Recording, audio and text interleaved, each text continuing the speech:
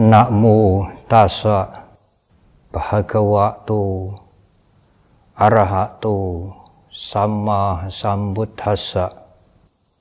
Namo tassa bhagavato arahato sama sambuddhassa. Namo tassa bhagavato arahato sama sambuddhassa. Ekanca ceya mattanang sawe sangha majuttamo te.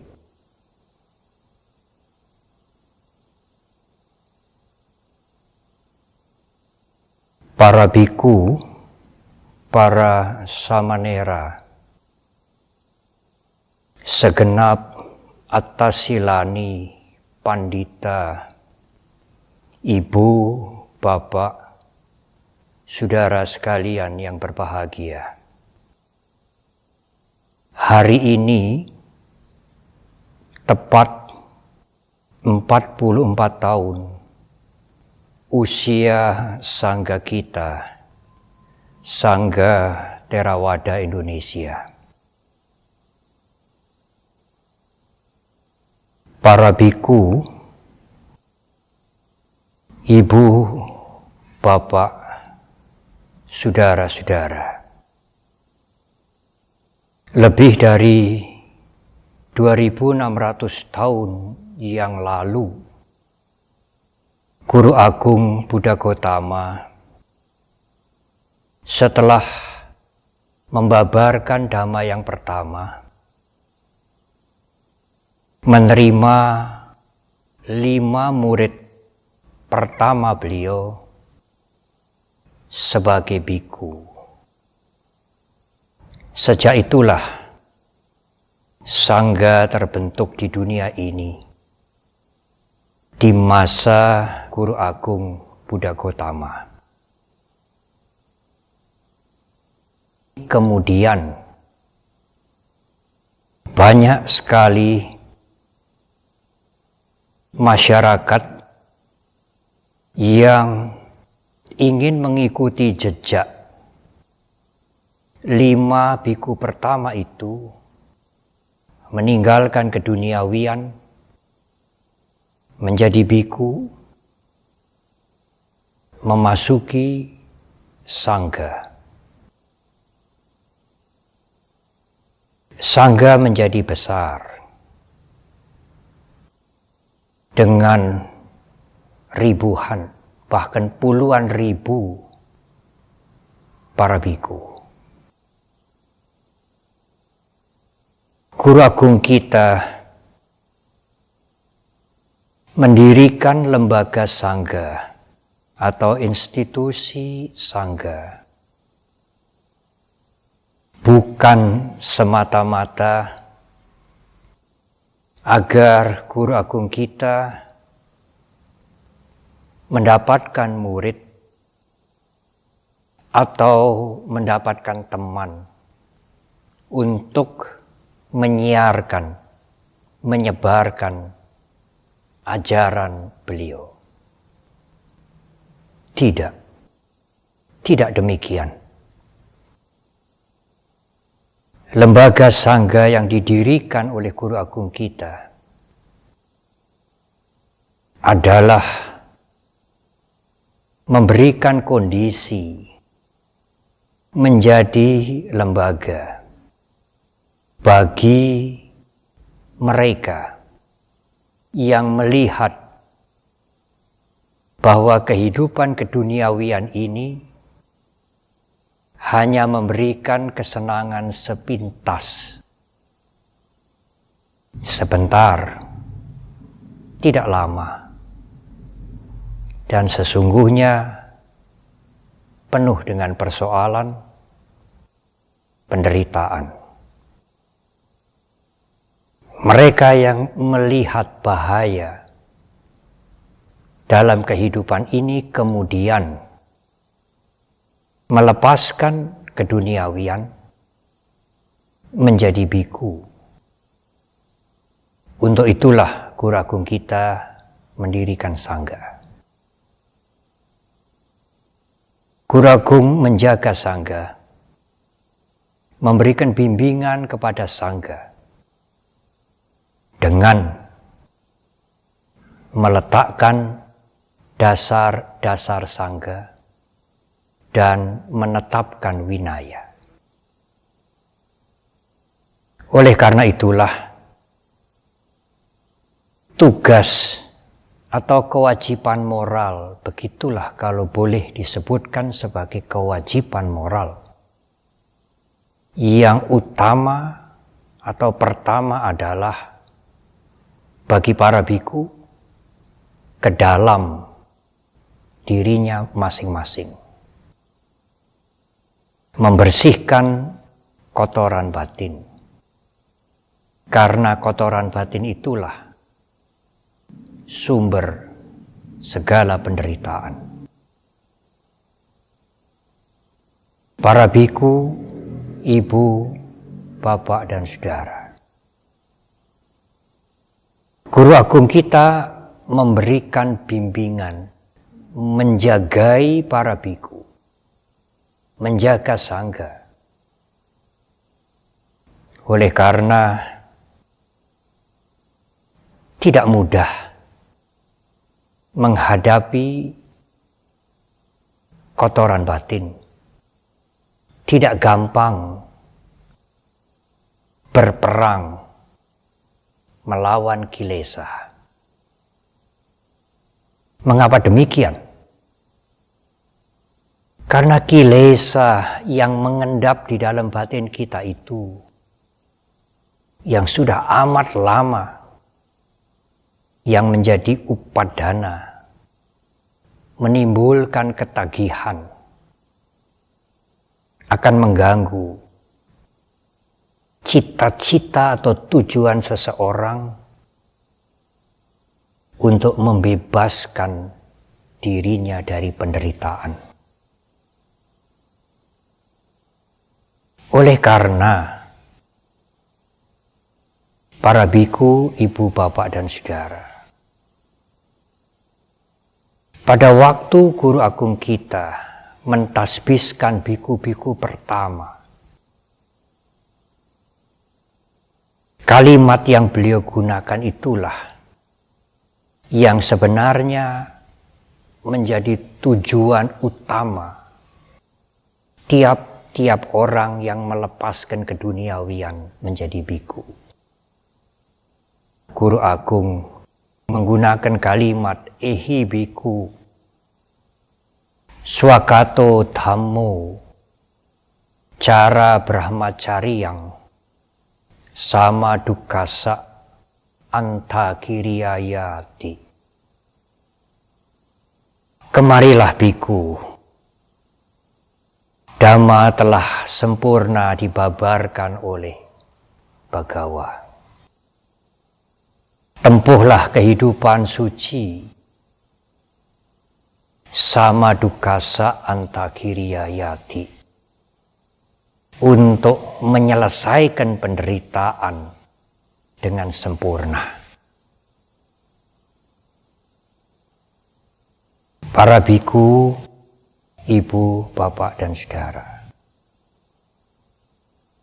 selama tujuan utama seseorang menjadi biku masih hidup dalam diri tiap-tiap biku, meskipun kilesa kotoran batin itu mengganggu, seorang biku tidak mudah untuk melepaskan latihan.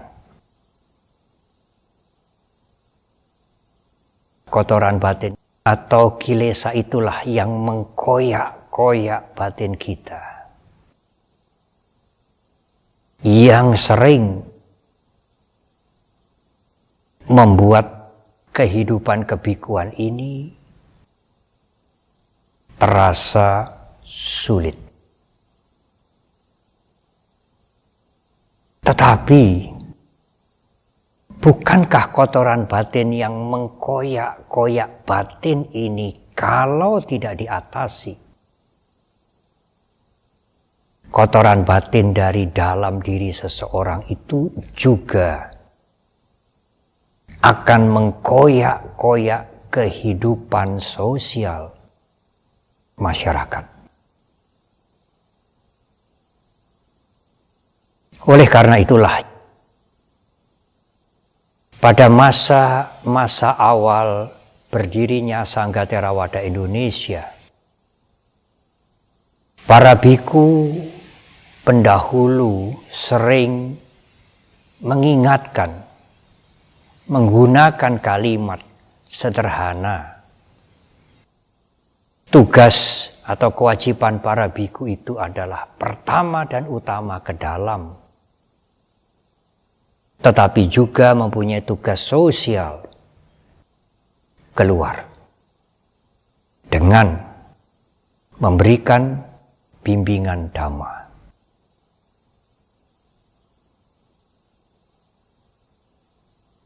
Apakah yang diberikan oleh para biku kepada masyarakat? Keteladanan. Bimbingan dhamma itu tidak sekadar uraian. Bimbingan dhamma itu tidak sekadar tulisan, tetapi keteladanan. Keteladanan dalam mengendalikan diri, membersihkan kotoran batin, membersihkan hawa nafsu, sabar, teguh, ulet, dan siap menghadapi semua perubahan.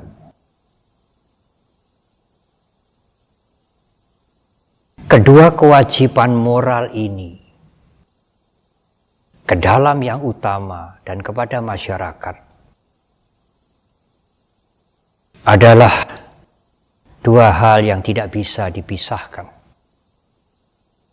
Sepanjang masa sejak Guru Agung kita mendirikan Sangga sampai kini, itulah kewajiban moral, tugas para biku. Di dalam Upali Sutta Anguttara Nikaya, Guru Agung kita memberikan pedoman 5 hal yang harus diingat pada waktu para biku memberikan bimbingan dhamma. Mengapa Guru Agung memberikan pedoman ini? Karena secara halus kotoran batin atau kilesa itu juga bisa menyusup saat kita memberikan bimbingan dhamma. Apakah 5 hal itu? Yang pertama, ajarkan dhamma secara bertahap. Tidak bijaksana para biku mengajar dhamma langsung kepada hal-hal yang sulit, hal-hal yang mendalam, yang membuat masyarakat sulit untuk mengerti.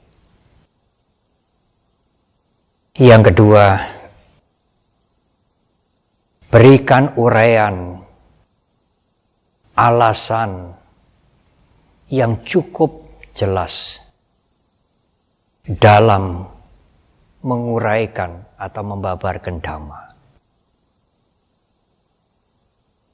Apabila datang pertanyaan-pertanyaan dari mereka yang sungguh tidak mengerti dan memerlukan kejelasan, tidak selayaknya para biku terpancing dengan emosi. Tidak ada kesabaran.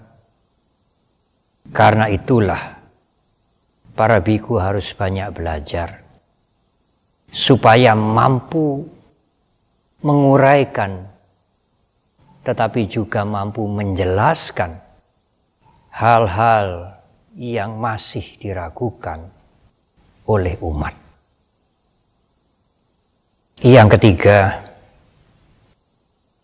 pada saat para biku memberikan bimbingan dhamma, apakah khotbah, apakah ceramah, apakah diskusi, apakah Zoom sekarang ini, rekaman, atau bimbingan meditasi, berikan dengan kasih sayang. Bukan memberikan dengan keterpaksaan, bukan semata-mata karena ini ditugaskan oleh sangga, tetapi memberikan dengan ketulusan hati, mengajarkan dhamma dengan kasih sayang. Yang keempat, para biku hendaknya mengajarkan dhamma, memberikan bimbingan dhamma, bukan karena bertujuan untuk memperoleh materi. Di dalam Candupama Sutta, Sangyutta Nikaya, Guru Agung kita mengingatkan, para biku hendaknya mengajarkan dhamma dengan tujuan agar keyakinan timbul pada mereka yang mendengar dan mendorong mereka agar praktek dhamma. Ajarkan dhamma karena keagungan dhamma. Para biku, ibu, bapak, dan saudara, kalau tanpa kesadaran, kalau sati sampajanya absen, bisa saja menyelinap kotoran batin. Mengajar dhamma untuk tujuan materi. Guru Agung kita sudah mengingatkan hal itu 2600 tahun lebih yang lalu.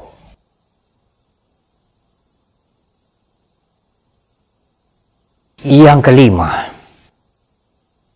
janganlah mengajar dhamma dengan kesombongan yang halus, yang menyelinap. Apakah itu rekaman video, Zoom, tulisan, menulis buku, dan lain-lain. Janganlah menguraikan dhamma dengan mengangkat dirinya sendiri, apalagi merendahkan orang lain.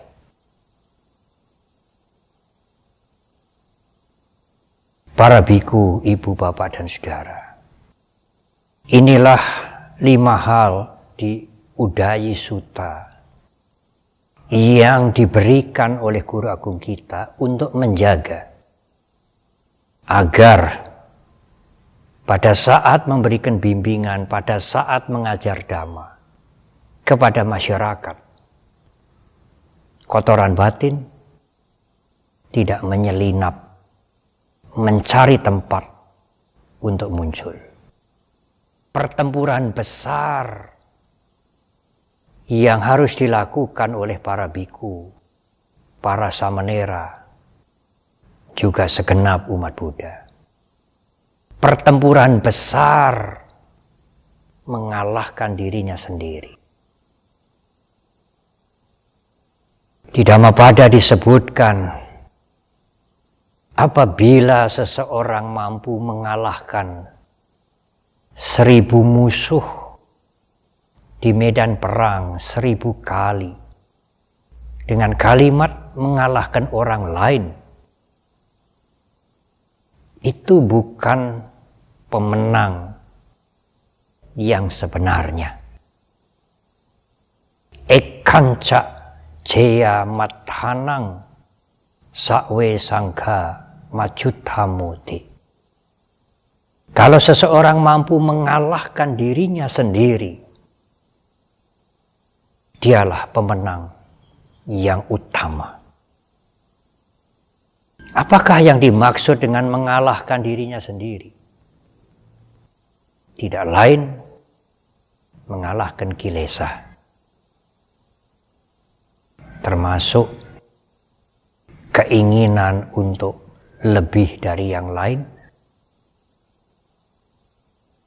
tidak senang yang lain mencapai kemajuan, kemarahan, kejengkelan yang bersumber dari kebencian, keakuan, kesombongan, mengangkat dirinya sendiri, yang selalu mencari jalan di setiap saat untuk mengkoyak-koyak batin kita dan sering menimbulkan keonaran di lembaga, di masyarakat, di orang banyak. Para biku, ibu, bapak, dan saudara, sangga tidak lepas dari rasa bakti umat, para upasaka, upasika.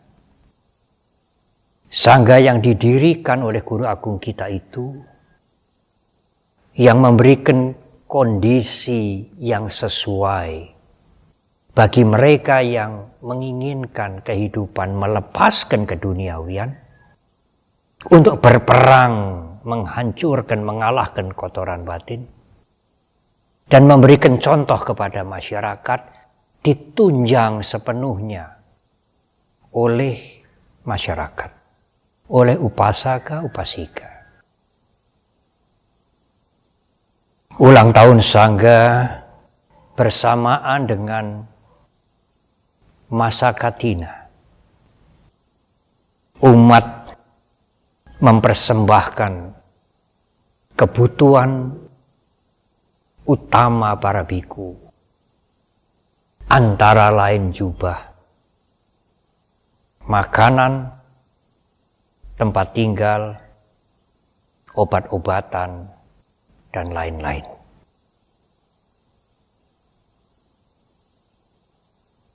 Ibu, bapak, dan saudara, memang bermacam-macam motivasi umat Buddha, masyarakat mempersembahkan dana. Tetapi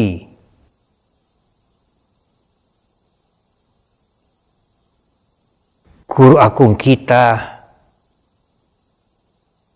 menjelaskan dalam Dana Mahaphala Sutta Anguttara Nikaya, dana yang tertinggi adalah dana yang diberikan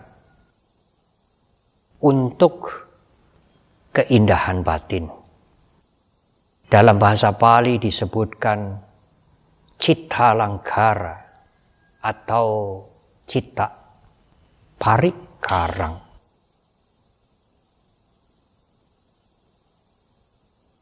Para biku, ibu, bapak, dan saudara, lalu bagaimanakah dana yang diberikan, yang dipersembahkan, yang disebut dengan memperindah batin, cita langkara, cita parikarang? Bahkan guru agung kita menyatakan dana yang dipersembahkan untuk memperindah batin itu mampu membuat seseorang mencapai tingkat kesucian anagami.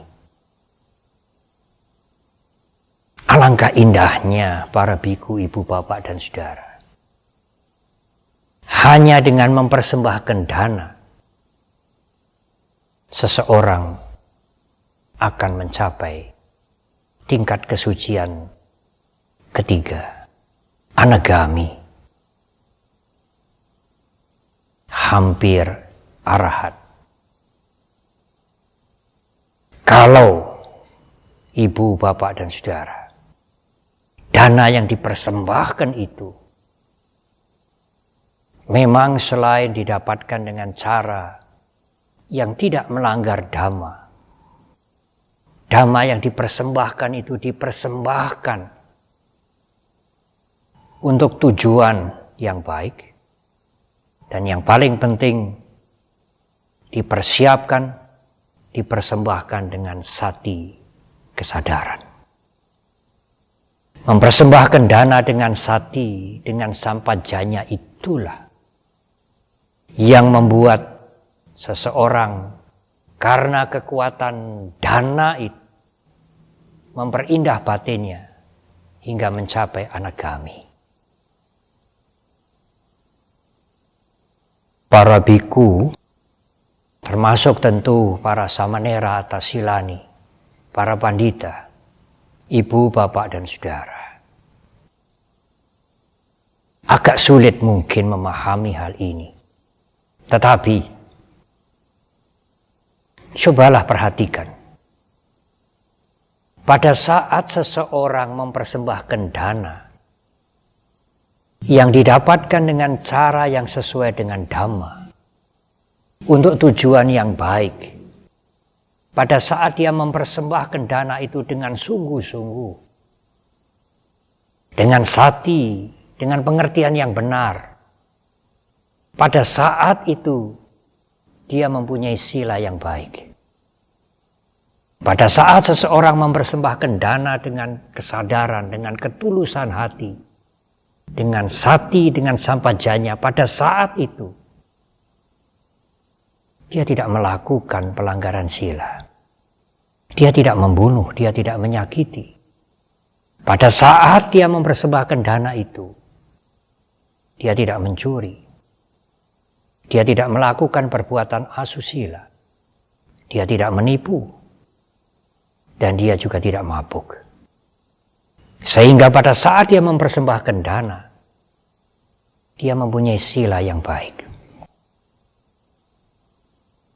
Kalau dia mempersembahkan dana dengan sati, dengan kesadaran, dengan perhatian penuh, dengan awareness, pada saat itu pikirannya bersih. Dia mempersembahkan dana itu dengan meditatif. Kesadaran itu membersihkan mental dia dari keinginan untuk memperoleh kama wipaka yang besar, dari keinginan untuk mendapatkan pahala yang besar, termasuk pikiran bahwa aku sudah berdana. Kesadaran itu membersihkan pikiran dari semua kotoran batin termasuk keakuan. Oleh karena itu, kalau seseorang berdana, memberikan dana sekecil apapun dengan sati, dengan sampajanya, pada saat itu dia mempunyai sila. Pada saat itu pikirannya bersih. Bersih dari loba, bersih dari dosa, bersih dari moha, meskipun hanya sesaat. Inilah yang sesungguhnya dikatakan berdana untuk cita langkara, untuk memperindah batin kita. Cita parikara, membuat batin ini menjadi indah karena bersih dari kotoran batin. Kalau batin yang bersih itu diulang, Batin yang bersih itu, yang sesaat itu, kalau diulang, sering dilatih, maka tentu batin ini akan menjadi lebih bersih dan lebih bersih. Bersih dari kotoran batin itulah menang perang ke dalam dirinya sendiri. Memerangi kilesa, memerangi kotoran batin, memerangi hawa nafsu yang menjadi sumber penderitaan sendiri dan mengakibatkan kehancuran masyarakat. Ibu, bapak, dan saudara, marilah menggunakan masa katina ini, yang di dalam masa katina ini bertepatan dengan ulang tahun ke-44 Sangga Theravada Indonesia, berdana untuk cita langgara, cita parik karang, berdana untuk memperindah batin ibu, bapak, dan saudara. Para biku membabarkan dhamma dengan ketulusan hati, dengan kasih sayang, dengan sati, kesadaran, dengan sampajanya, agar kotoran batin juga tidak menyelinap, mengotori kebajikan, mengotori kebaikan yang kita lakukan. Para biku, para samanera atau silani, para pandita, ibu, bapak, dan saudara, atas nama Sangga, saya menyampaikan anumodana, rasa bahagia dan penghargaan kepada segenap umat Buddha yang telah dengan ketulusan hati memberikan dukungan kepada Sangga kita, sehingga para biku mampu melatih diri dengan tentram. Dan kalau para biku mampu melatih diri dengan tentram, umat juga mempunyai kesempatan yang lebih baik lagi untuk melakukan kebajikan kepada Sangga.